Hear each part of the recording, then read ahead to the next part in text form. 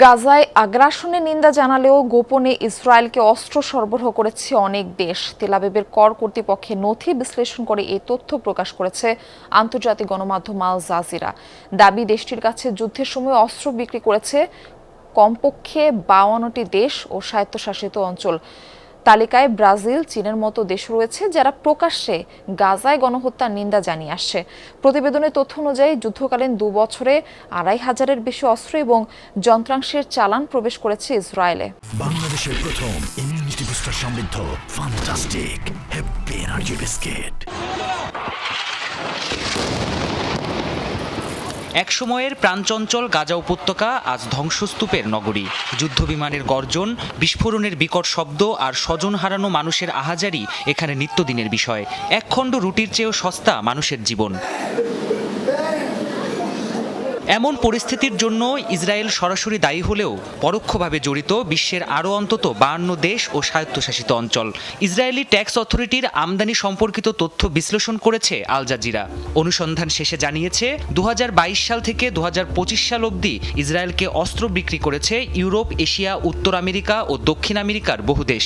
তালিকার শীর্ষে যুক্তরাষ্ট্র, ভারত, রোমানিয়া, তাইওয়ান ও চেক প্রজাতন্ত্র।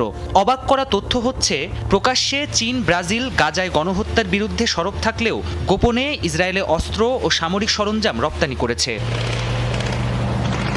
ইসরায়েলি কর কর্তৃপক্ষের তথ্য অনুসারে 2023 সালের অক্টোবর থেকে 2025 সাল পর্যন্ত গোলাবারুদ, সমরাস্ত্র আর সাজোয়াজানের যন্ত্রাংশের কমপক্ষে 2500-এর বেশি চালান ইসরায়েলে প্রবেশ করেছে।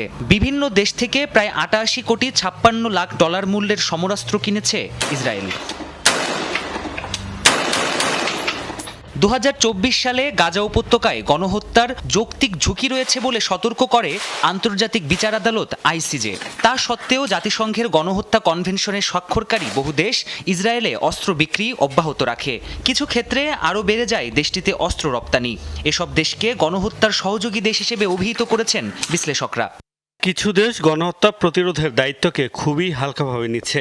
গাজায় গণহত্যা হয়েছে, আইসিজের এমন চূড়ান্ত রায়ের জন্য অপেক্ষা করছে দেশগুলোর সরকার। আমার মতে আন্তর্জাতিক আদালতের সিদ্ধান্তের অপেক্ষা না করে দেশগুলোর এখন থেকেই বিদ্যমান প্রমাণের ভিত্তিতে পদক্ষেপ নেওয়া উচিত। 2025 সালের অক্টোবরে হামাসের সাথে ইসরায়েলের যুদ্ধবিরতি কার্যকর হয়। গাজার স্বাস্থ্য মন্ত্রণালয়ের তথ্য বলছে 2 বছরে উপত্যকায় 72,000-এরও বেশি মানুষ নিহত হয়েছে, আহত হয়েছে 1.5 লাখেরও বেশি মানুষ। প্রাণপ্রতিম কুণ্ডু, যমুনা নিউজ।